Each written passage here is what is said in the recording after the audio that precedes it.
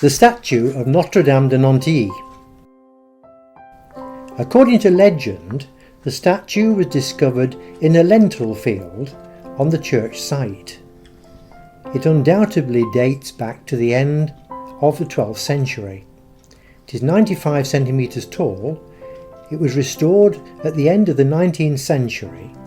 The Virgin was then shown wearing a heavy mantle.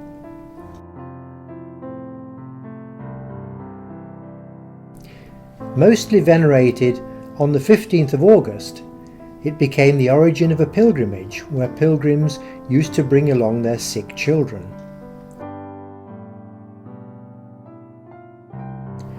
It is characterized by the hieratic posture of the High Middle Ages.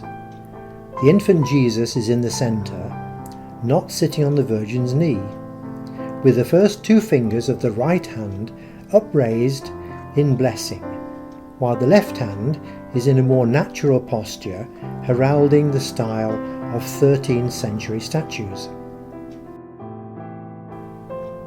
This statue was probably hidden during the revolutionary period. It reappeared later, nobody knows where from. Up to the present day, thousands of believers have come from Saumur and the surrounding area to pray before the statue.